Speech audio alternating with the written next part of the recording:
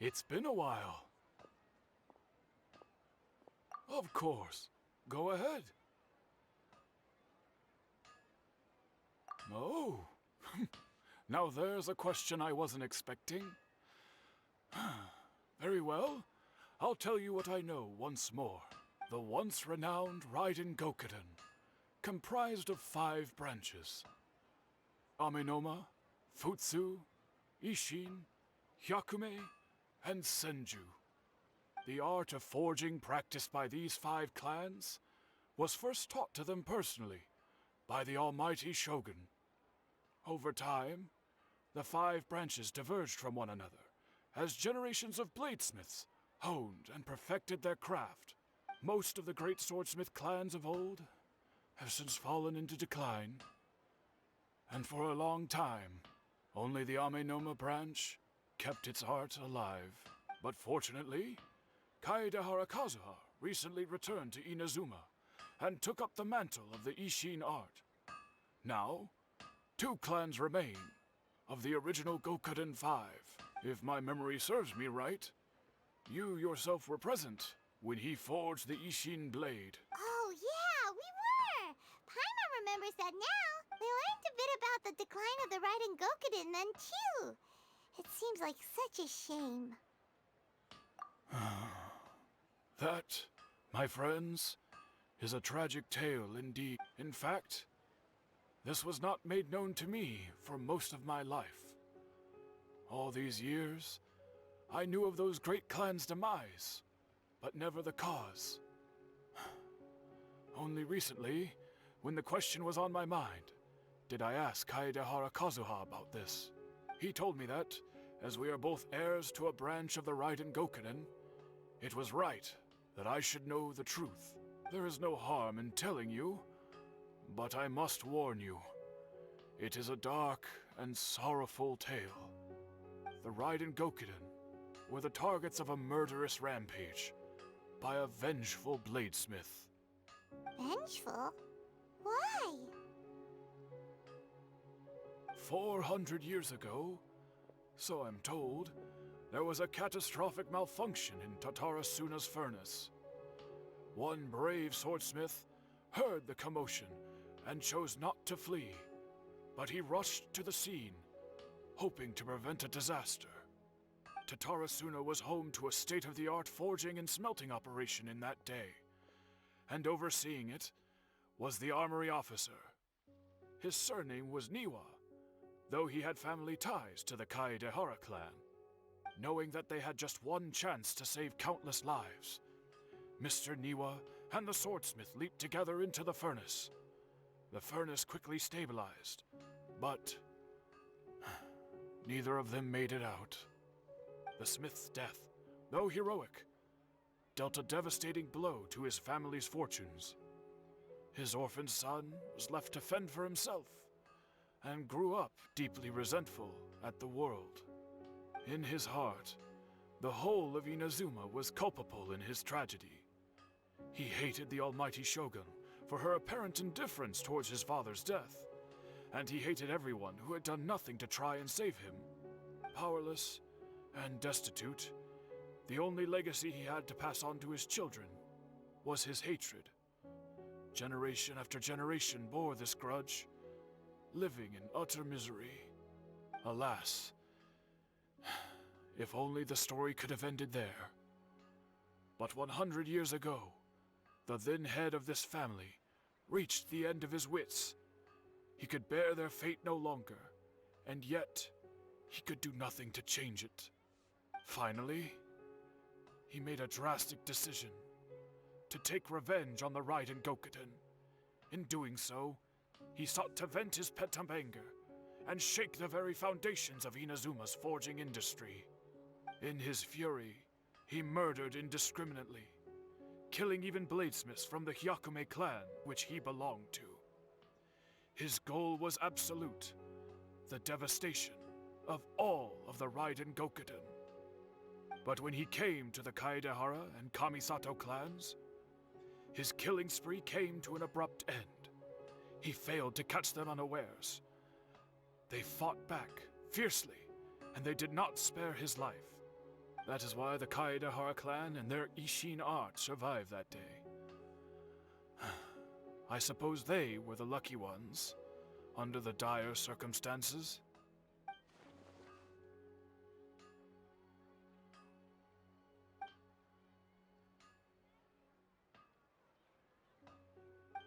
Was there anything else you wanted to ask? Kazuha? Why, yes. Just yesterday, in fact. We spoke for a while over some tea. He seemed well.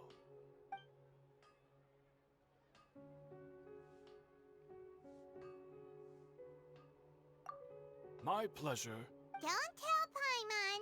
There are other places you want to visit too, right? On to the next stop. Lead the way, traveler. Paimon will be right behind you.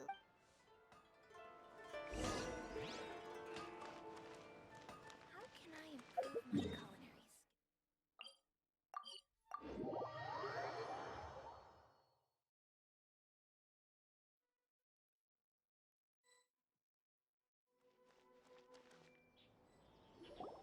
We're here! This is the Yashiro Commission's headquarters, so... Traveler, it's been a while. If you're looking for the Commissioner and Miss Kamisato, I'm afraid your timing is unfortunate. They're not here right now. Are they out on business? The Commissioner is out on business, and Miss Kamisato is standing in for some meetings in the Commissioner's place. If it's urgent, you're welcome to wait inside until they get back. What do you think? Shall we go in?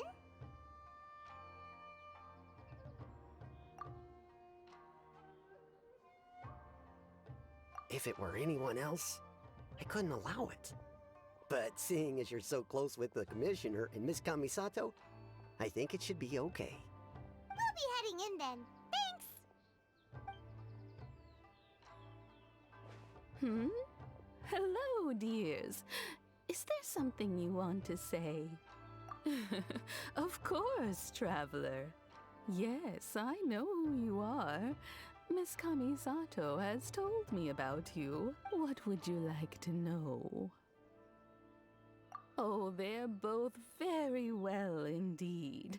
Lately, Miss Kamisato has been rather busy attending all kinds of meetings and occasionally paying visits to some local organizations on the Commissioner's behalf. As for the Commissioner himself, well, you know, busy as ever. That much hasn't changed. Although he does seem to be in a rather good mood these days. So pretty much business as usual on the Yashiro Commission, huh? Very much so.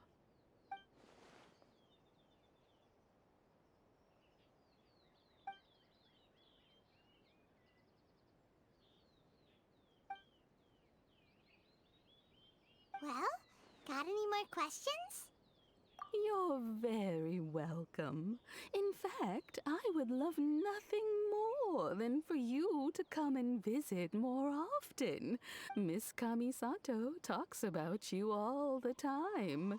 I must say, many things in Inazuma seem to have taken a turn for the better since you arrived here. I mean it. Whenever the Commissioner dines at home, Toma always joins him. The Commissioner has such a busy schedule that he doesn't always have the chance to take his meals at home. They say it's because Toma is a much better chef than most. They get to talking about you sometimes too, you know. Miss Kamisato occasionally joins them as well. Whenever the whole family gets together and they start talking about people they've met and experiences they've had. It's been many years now since the late Mr. and Mrs. Kamisato passed away. As someone who is old and gray enough to have watched their son and daughter grow up, so In the future, if you ever do have the time, please know you are always very welcome at the Yashiro Commission headquarters. Wonderful. Thank you. Paimon likes it here too. Also, you were saying something about the food here being really great. Paimon's itching to try it. We may just have to invite ourselves around for dinner sometime. Of course. All right, goodbye for now. We're, great. Goodbye, ma'am. Don't worry, we'll see ourselves out. All right, then. Take care now. Oh, are you two leaving already? Yep, everything's taken care of now. Don't worry. Very well. Safe travels. Goodbye.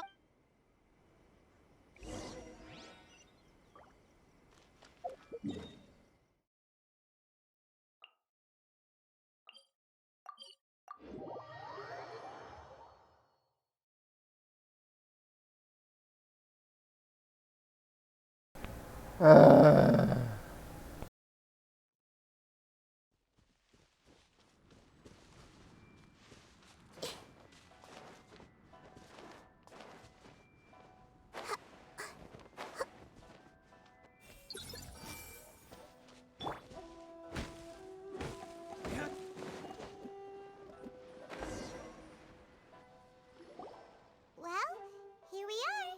But what are we looking for? Something or someone? Do my eyes deceive me, or is that the Traveler and Paimon? Xavier, what are you doing here? I was in the general area, and now I'm in this specific area. There, that's me. So what about you two? We have some questions and thought you might be able to help. Certainly do. I've researched the furnace here in some depth. If there's anything you want to know, just ask away. Like the back of my hand. Make no mistake, I have been here a good many times before. Not only that, but I've met people in Inazuma whose families used to live in Tatarasuna years ago. They said it's all true, the history here. Oh, well, it's a long story, don't you know? The tale of Tatarasuna starts a long time ago. I'm told that its history is one of the most foremost forging and smelting operations in the nation, goes back around 1,000 years. A couple? When exactly? One was just in the last few years, the other was several hundred years ago. A fun fact, I'm not the first Fontaine tech guy to come and work on it either. There was a guy back then too. They say he was a mechanic who consulted on a technology upgrade. It seems like the technological collaboration between our two nations goes back a long way. How... Hey, weren't you gonna ask Xavier something about Tatarasuna? Come on, ask. Oh, I didn't realize you two were here for a history lesson. Me neither. Paimon doesn't know what's gotten into this one today. Feels like we've been preparing for a history exam or something. What brought this on? Did you just wake up today with a sudden burning desire for historical knowledge? Sure, go ahead.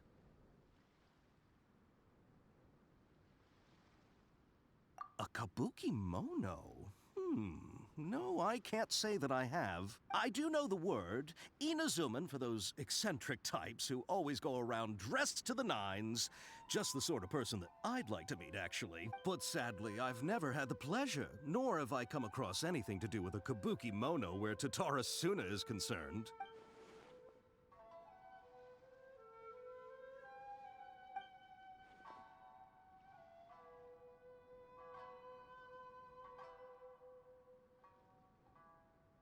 Of course! Don't mention it. Oh, we're leaving?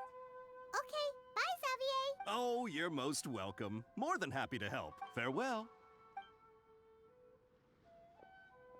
Looks like you got all the information you're looking for. Sure, but what's up with you today? Whatever it is, it seems like it's really troubling you. Keep your smile, Spinal Crocodile. No matter what happens, Paimon will always be there for you. Hey, don't mention it. All right, let's head off and go meet Nahida.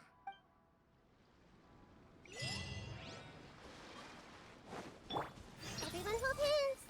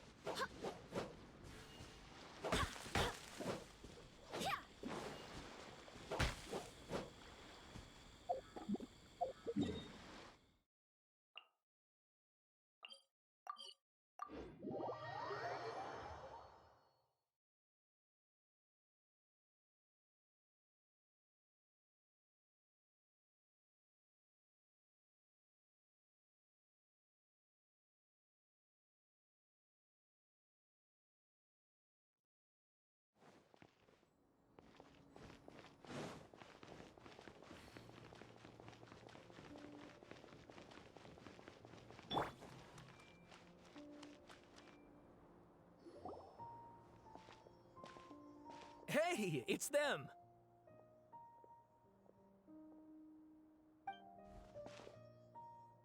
Akaba, Sawada, you're still here?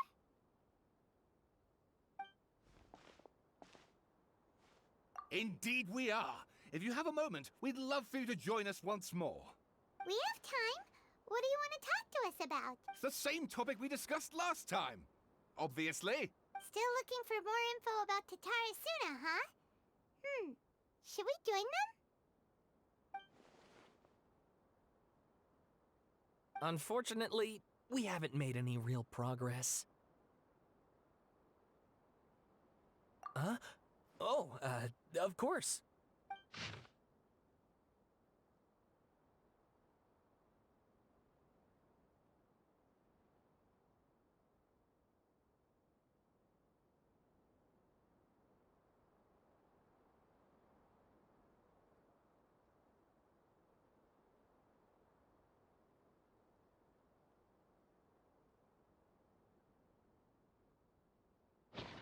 I presume you'll want to read mine as well. Here.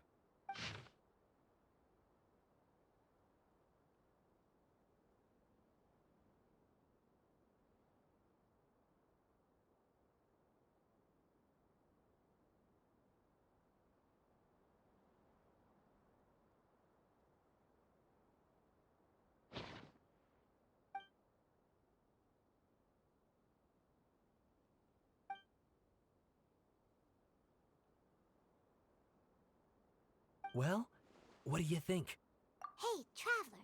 Remember how last time Akaba was saying how he wished he could gather more information about all this? Well, we just got back from Inazuma. So how about we tell them what we learned? What did you find out? Something big? It's a long story. Basically, we have some friends in Inazuma, and... Wow, so many new details.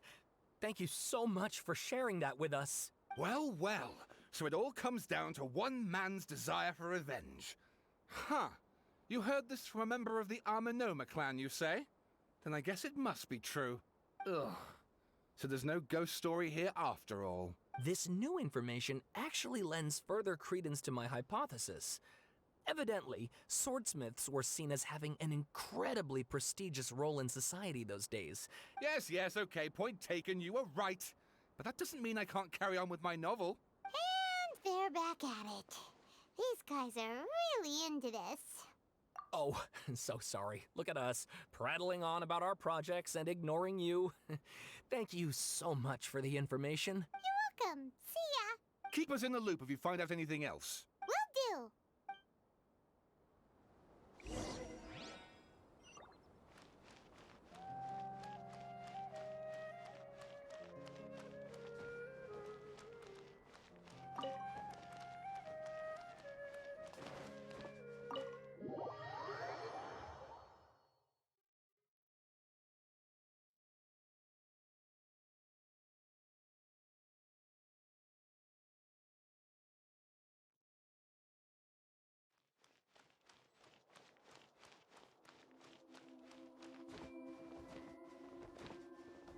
I see everything.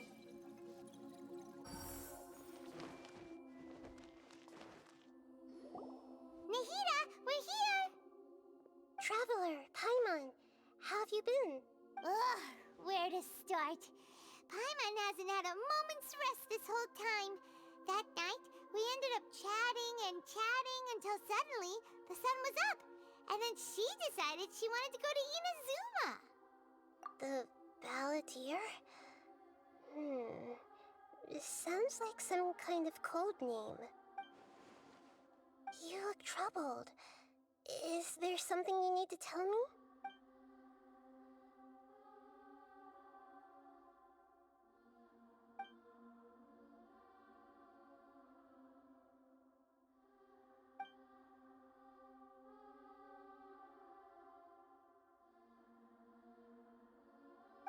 Traveler? Hey, what's wrong? You look so upset.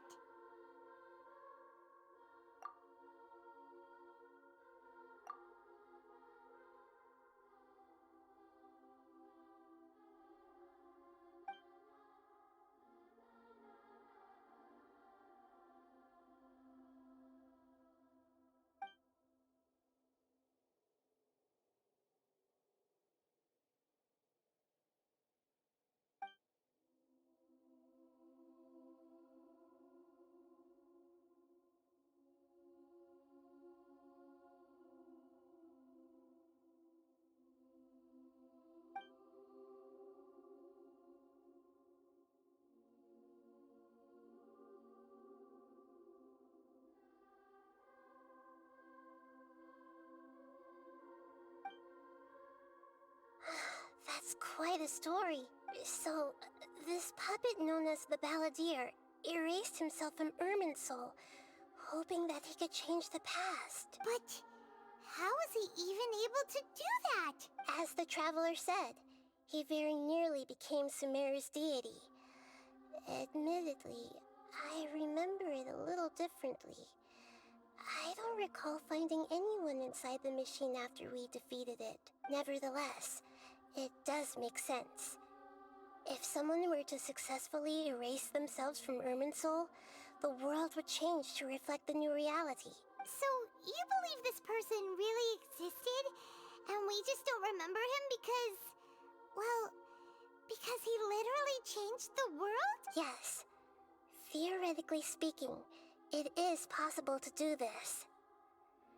But I'm struggling to imagine the kind of person who would dare go through with it. The Traveler comes from a world beyond Tevat. That's why there's no information about her in Irminsul. And it also explains why any changes to Irminsul wouldn't affect her. So if there's anyone in the world capable of retaining memories from a past that has been rewritten, it's you. It's quite incredible when you think about it. Paimon's having a hard time understanding this Balladeer guy's motivations. Why did he do it?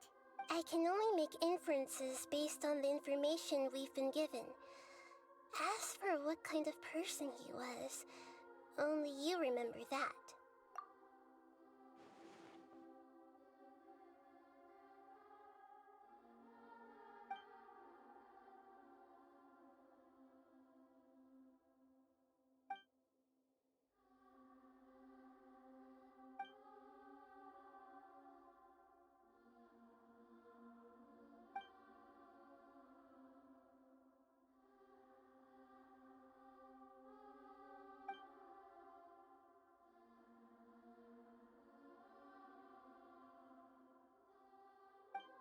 Something else worrying you? Something that you can't share?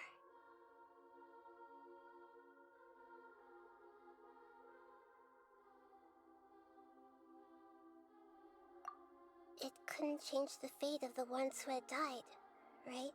Once the Balladeer realized he hadn't been betrayed after all, it must have completely changed his view of the people of Tatarasuna. Now he saw them as friends again. He couldn't keep hating humans after that.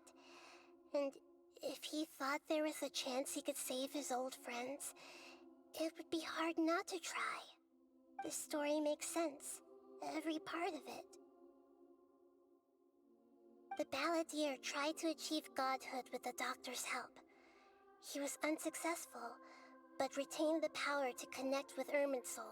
That power then enabled him to change what was recorded in Irminsul and erase himself, even though he didn't have much strength left. Yeah, it does make sense, but it still ended in tragedy for his friends.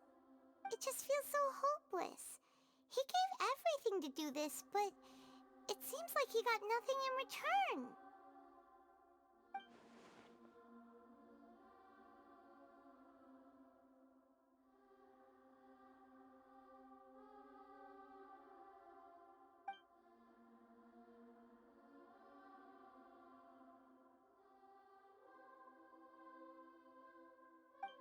Please wait a moment.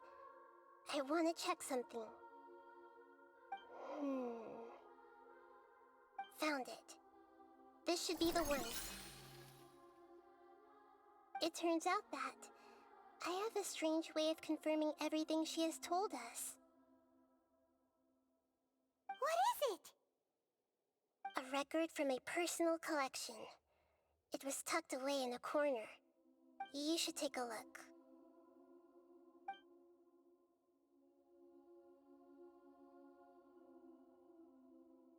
Is this a fairy tale? Who wrote it?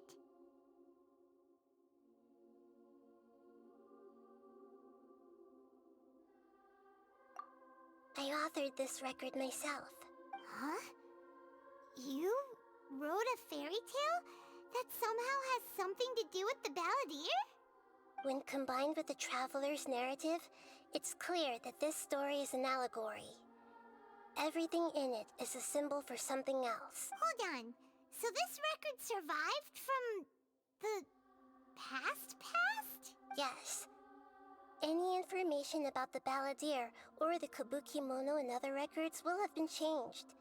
But I wrote this story in a way that means it was left intact. Changing the information in Irminsul changes to that. But Irminsul can't change information that was well hidden in advance. I guess I must have written this story as a backup before the balladeer entered Irminsul. That's incredible! What a great idea! And sending the traveler into Irminsul with the balladeer must have been a further precaution. I knew she'd remember everything. This story is abstract enough that it still resonates with the present information recorded in Irminsul. But if we connect all the different pieces together, the true story that emerges is the one she told us. The now erased life of the balladeer.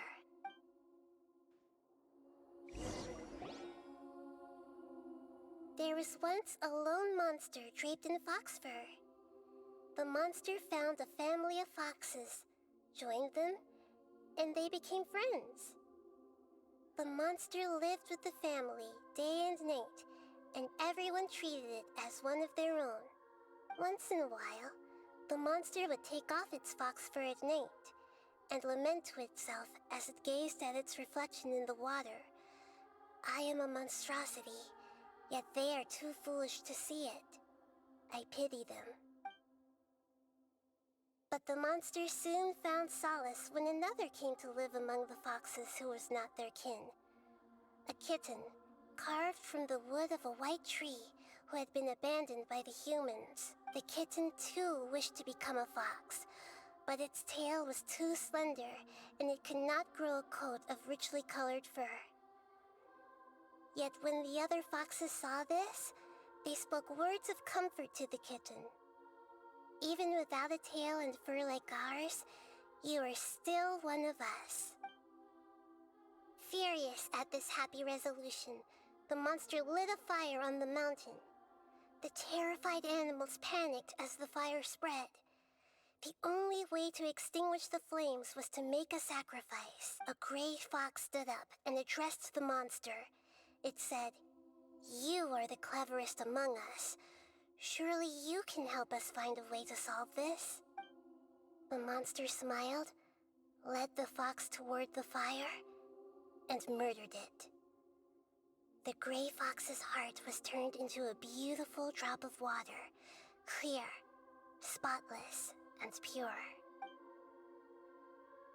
The monster gave the heart of water to the kitten, telling him, "The foxes have decided.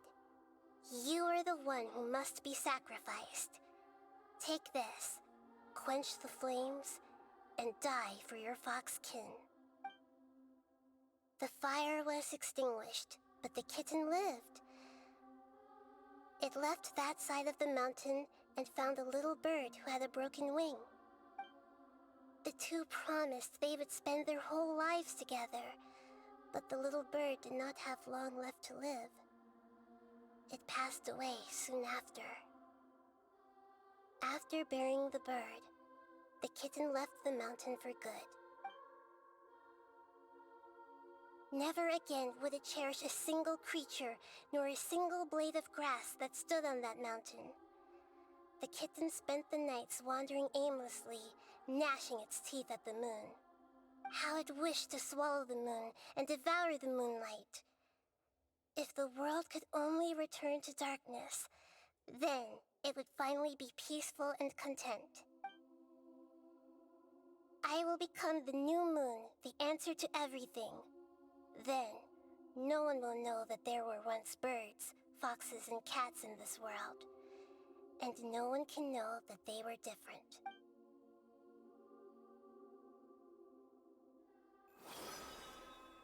We solved it! I remember now. This is not just the balladeer story. It is his very own memories. I made a backup so that it would be preserved no matter what happened. To become a god, he was experimented on and modified countless times. It was brutal torture, And the only reason he was able to survive is that he was a puppet. This memory was extracted from him by the scholars. Presumably, they kept it to have something to defend themselves with. Creating a deity was just the first step. Some of them wanted to be able to control it. That's why they backed up his memory for later use. I buried it deep inside one of my own dreams, and then hid it inside an allegorical story so that it wouldn't be altered. It's hard to believe that this person really existed, let alone that he tried to get rid of us on more than one occasion. Paimon has no memory of him at all. He completely vanished like a puff of smoke. The balladeer agreed to help me look for information about the Descenders, and although he was unsuccessful, he still helped you. Before he vanished, he confirmed an important detail, that Conria was where your twin first came into this world. We still don't know how the change to Irminsul will affect the senior ranks of the Fatui, but in all likelihood, they won't even remember their own Harbinger. It sounds like Paimon wouldn't like this guy a whole lot if he was still around. But still, Paimon doesn't like the way it all ended that much better. This is why wisdom alone cannot answer all our questions. We look, we see, and we comprehend, but the question still troubles us.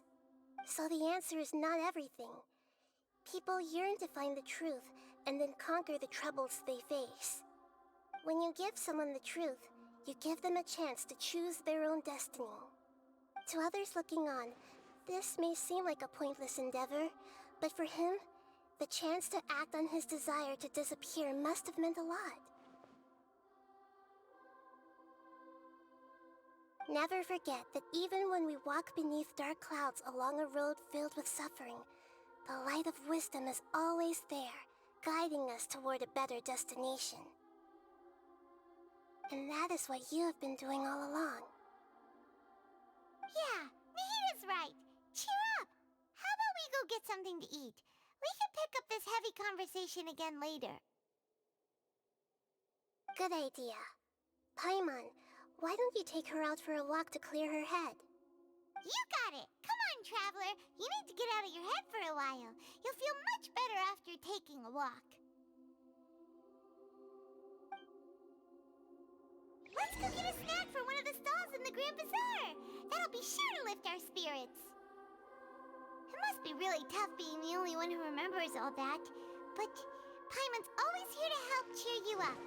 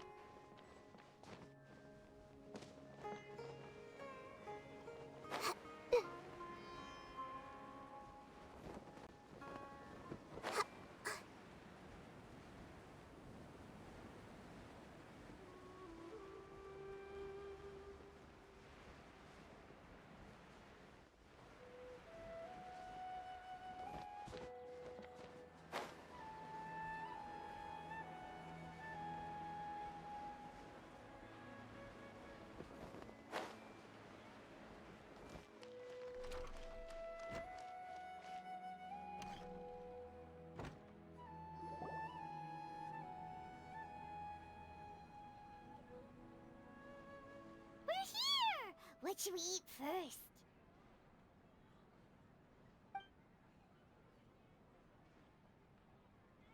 Hey, are you gonna answer or what?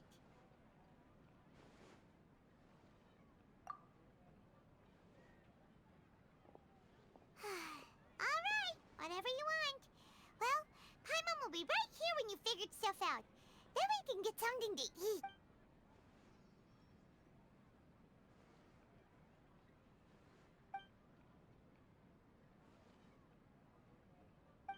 What is it? Have you figured it all out?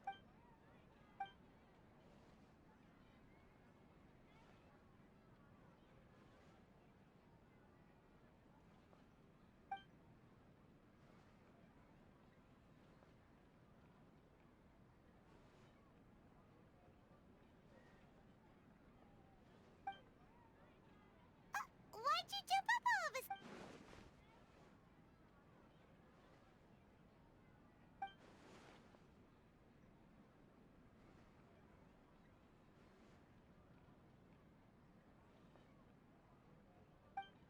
a Excuse me, boss. There seems to be a small problem with the last bill.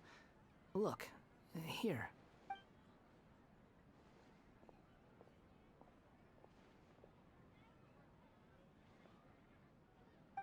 Hey! Hey, wait! Hmm? You mean me? No, not you. That kid. Didn't you see? Little rascal grabbed my last 2 fresh Sunsettias and ran off. Look, if you're gonna help out here, you can't keep spacing out, okay? What is it? Work's too boring for you? Or has the big city got too many distractions? I wasn't paying close enough attention. Sorry, boss. I think you're right. Maybe it's the city. It's so exciting. It can be hard to focus. Who's that guy? You know him or something? He's who? You're a strange one, kiddo. You say you don't want any money for helping out here, and then when I actually give you some work to do, you keep letting yourself get distracted. I don't want to take advantage, so I'm happy to pay you what I'd pay anyone else. But if you keep acting like this, pretty soon I won't be able to afford to. No, please. I mean it. You don't need to pay me anything. I'm just so thankful you agreed to take on an outsider like me. You're welcome, I guess. But I got bigger things to worry about. Look, we're all out of Sunsettias, and I promised the lady down the street I'd deliver a fruit bowl this evening. Leave it to me. I'll find some more. Just a moment. I'll be right back. Stop. I'm gonna level with you, kiddo. I've never met a worker who said they didn't want a wage before. And at first, I got greedy. Couldn't believe my luck. But I figured you'd start asking for something in return eventually. You don't want money. You don't take days off. And in your free time, all I see you do is wander around, taking in the sights. Are you a drifter or something? That's right, I am. We can talk more about that later. First, let me get those fruits you needed. Sunsettias, was it? I'll be right back. Hey, what do we do now? Okay, stay out of sight. Don't let him see you.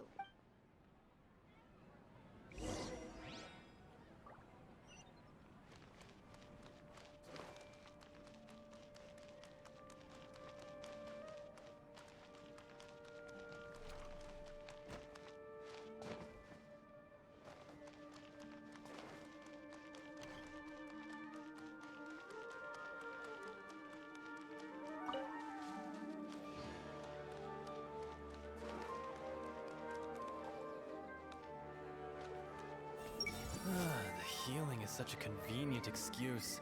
It means I won't need to keep explaining complicated scientific principles.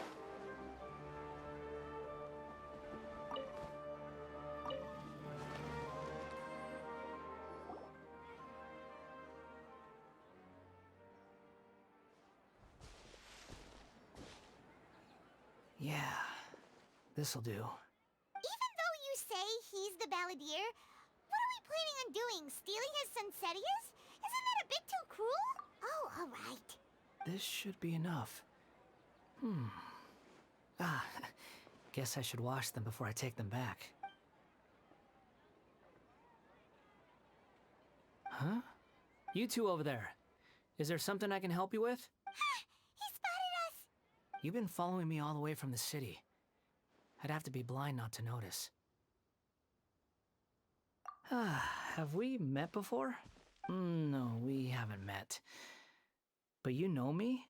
I have no recollection.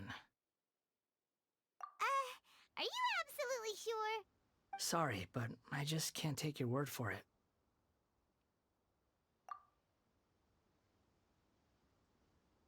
A puppet? What makes you think that? Huh? You were right! The look on his face! I guess you do know me after all. That is not something I share with a lot of people. Look, I'm just a wanderer. But seeing as you've gone through all this trouble to track me down, I'm sure whatever it is must be important. Okay, but please let me deliver these goods to my boss first. Are you really working for that guy? He said you don't want any more for it. Is that true? Yes, I ran into him out in the wilderness during a storm, and he let me take shelter in his cart. In return, I said I'd be his helper for a while. That's oddly nice of you. Let me take these back. Then I'll come with you, okay? Then let's return to the city.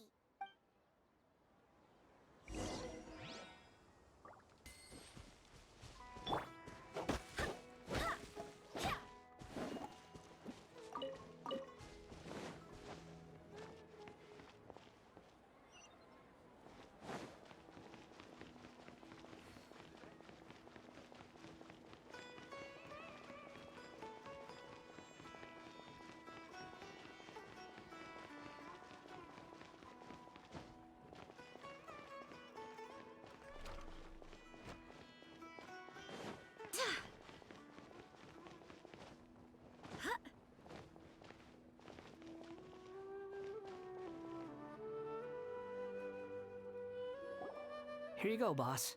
I'll leave them right here. Oh, you really went and picked some more. Who are these two? Something's come up, and they need to borrow me. Sorry, boss. I'm afraid I'll be away from the stall for a while. I was just about to pay you anyway. Go wherever you want, kid. Don't waste your time here. What? I get it, okay? You just wanted to help me out, to thank me for giving you shelter from the rain that day. Even then, I don't understand why you're so adamant that you don't want any pay for it. But look, it was pouring down, and there you were, sauntering along without a care in the world, like you had nowhere to be and didn't even care that it was raining. Imagine you were me for a second. It's a little weird, right? Why is this guy traveling during a rainstorm if he's not trying to get somewhere? And why is he taking a shortcut through the open country if he's not even in a hurry? But anyway, taking you in didn't put me out even slightly. You don't owe me a thing for it. Certainly not all this. Your time is valuable. You know, you should go live your life. But I don't...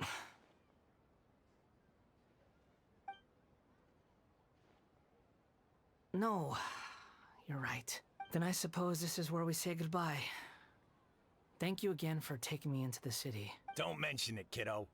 I've run into all kinds of characters over the years. I just hope you find your path. Thank you.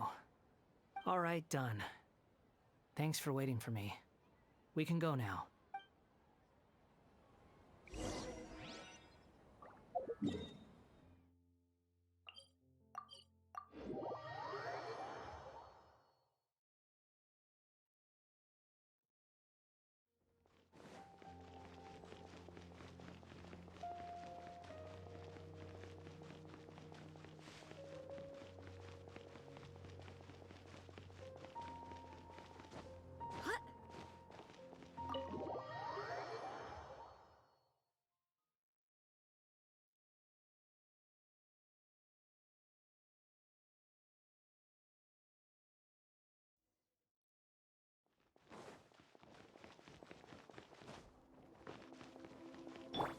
Share my knowledge.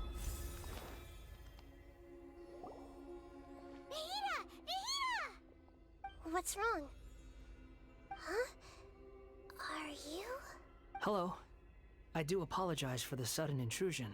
We found this guy in the street, but he doesn't seem to remember anything. So, yeah, quite an eventful walk. You say that you are trekking across Tevat to train yourself. Many other Inazumans who describe themselves in this way call themselves Shugenja. Why do you refer to yourself as a wanderer? Well, it seems more relevant in my case. To me, it sounds like a plant with no roots. But these two claim that they know me, and that I have a hidden past unknown even to myself. I wouldn't call it the past, but rather... this is a difficult one to explain. I don't like to rely on using terms like this often, but in your case, it seems that it ought to be called, previous incarnation. Oh, like a past life or something? Yes, something far more distant than the past. So far away that you cannot perceive it. Okay, I have to ask. What was I like in my previous incarnation? Oh, okay. I see. You want to tell me, but you can't bring yourselves to say it. Looks like I didn't have the most wonderful existence in my previous incarnation. If it's that difficult to talk about, I have no doubt it will be just as difficult to hear, but I'll be able to handle it. Please, tell me the truth. Is truth something you care a lot about? Yes. Then I'll be straight with you. In your previous incarnation, you did many things that would be considered evil. You nearly died because of what other people did, and many died because of you. As a non-human being, you hated gods and humans alike. You drifted from place to place, never able to settle, even where you found status and identity. You adamantly believed that you were missing a heart. Actions rooted in persistence sometimes bear bitter fruit. Sometimes, you have to let parts of yourself go, or you'll never be happy.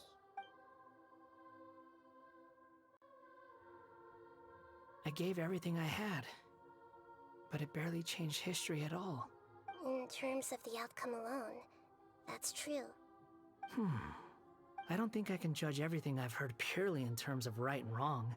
Each choice a person makes belongs to a specific place and time, a chain of cause and effect, a cycle of karma and consequence. That is the nature of truth. If one thing is right, its opposite must be wrong. And yet, dichotomies like this are not enough to explain the world in all of its complexity. It seems like my previous incarnation wasn't the most likable individual. We're not trying to hurt your feelings or anything, but yeah, we weren't your biggest fans. If we were enemies, why are you trying to help me find the truth? This is so frustrating! This guy's supposed to be our arch enemy, but now he's just some random stranger we met on the street! He's got so much to answer for, but we can't make him talk because he doesn't remember anything.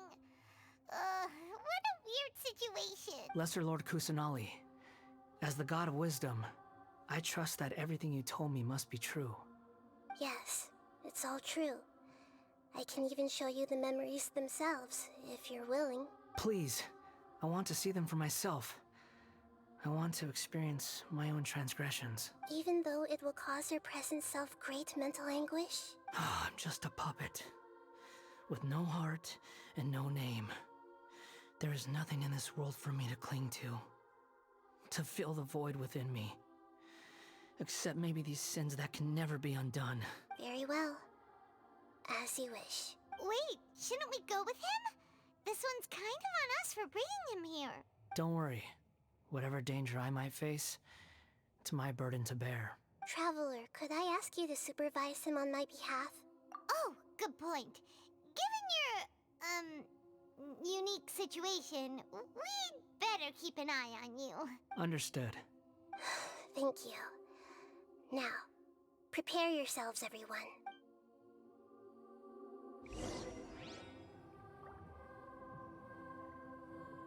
Wait, hear me.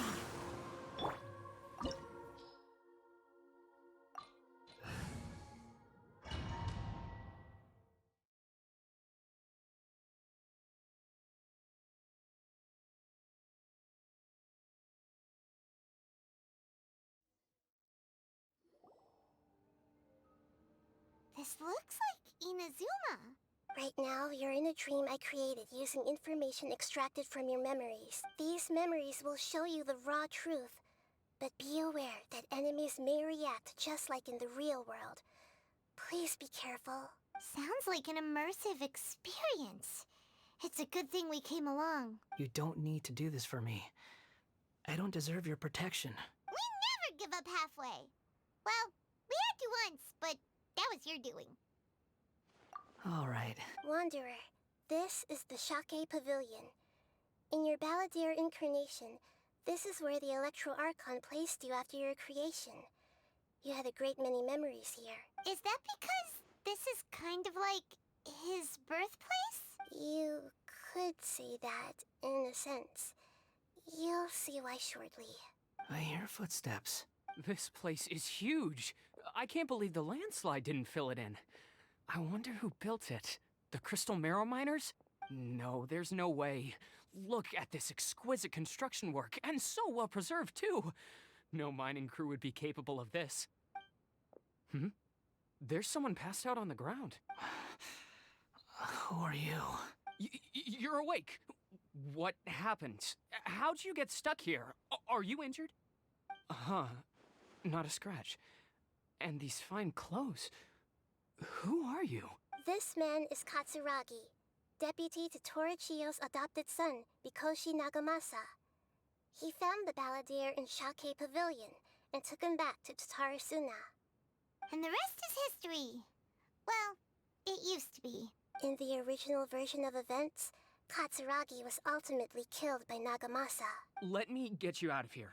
Our people are nearby. Hang in there.